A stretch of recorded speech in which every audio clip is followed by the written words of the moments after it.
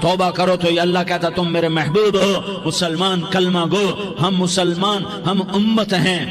ہیں، ہمیں ہمارے نبی نے امت بنایا، ہوا سماکم المسلمین، ہمارا نام مسلمان رکھا، باقی ہمارے وجعلناکم شعوبا وقبائل لتعارفوا، یہ تعارف کے لیے ہے، یہ بلوچ ہے، یہ پٹھان ہے، یہ پنجابی ہے، یہ سندھی ہے، یہ بروہی ہے، یہ بلتستانی ہے، یہ گلگتی ہے، یہ سرائکی ہے، یہ ہمارے تعارف کے لیے ہیں، ہمارے تعارف کے لیے ہیں، لیکن ہم امت ہیں، یہ عورتیں، یہ مرد، یہ جوان، ہم سب امت ہیں، کل جسد الواحد، ہم ایک جسم کی طرح ہیں، ایک مسلمان ساتوں زمین آسمان سے اللہ کو زیادہ محبوب ہے، ایک مسلمان ساتوں زمین آسمان سے زیادہ اللہ کو پیارا ہے۔ نافرمان برداروں کی بات تو فرمان برداروں کی ہے، نافرمانوں کو میرا اللہ، میرا آپ کا اللہ کہتا ہے یا عبادی الذین اسرفوا علی انفسہم لا تقنطوا من رحمت اللہ، اے میرے بندو، قرآن کا لہجہ سنو، اے میرے بندو، اے میرے بندو، کیا پیار ہے، اے میرے بندو، کیا محبت ہے، اے میرے بندو، کیا مٹھاس ہے، اے میرے بندو، کیا شہد بھرا ہوا ہے، کون سے بندو، نیک متقی، مفتی نعیم جیسے مفتی اور محدث مفسر، نہیں، تبلیغ والے، طارق جمیل جیسے تبلیغ والے، نہیں، تہجد گزار، نہیں، نیکوکار، عمرہ کرنے والے، حج کرنے والے، نہیں، یا عبادی، اے میرے بندو، جسے ماں کہتی میرا لال،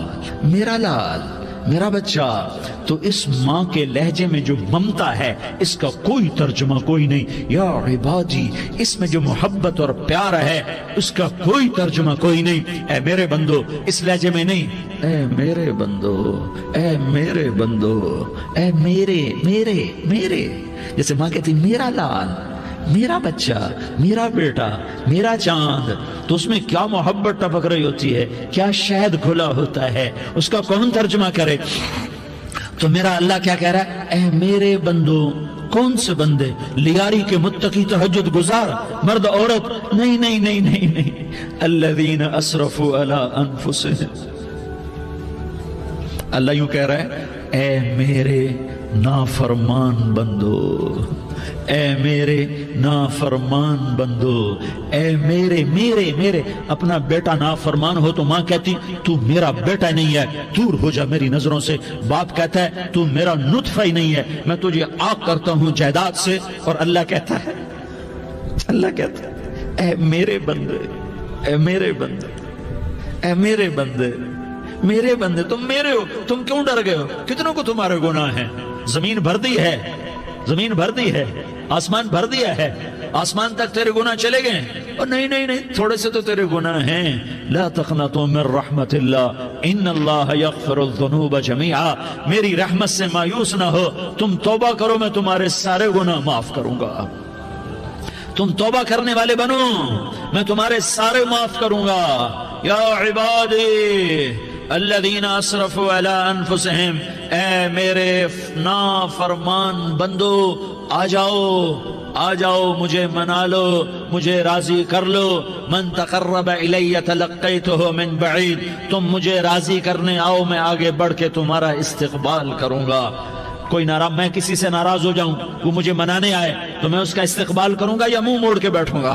اور اسے سلواتیں سناؤں گا، جلی کٹی سناؤں گا؟ میرا رب کہتا ہے لیاری کا جو مجھے راضی کرنے آتا ہے میں آگے بڑھ کے اس کا استقبال کرتا ہوں، میں کہتا ہوں آجا میرا بندہ، میں تو کب سے تیرے انتظار میں تھا کہ کب توبہ کرے گا اور میں معاف کروں گا، کب توبہ کرے گا اور میں معاف کروں گا۔ اللہ کو اپنا بناؤ، اس کے در پر جھکنے کے ساتھ ہمارے گناہوں کی حیثیت ہی کوئی نہیں ہے۔ بنی اسرائیل میں ایک آدمی نے 99 قتل کیے، اس کو خیال آیا میں توبہ کروں، ایک عبادت گزار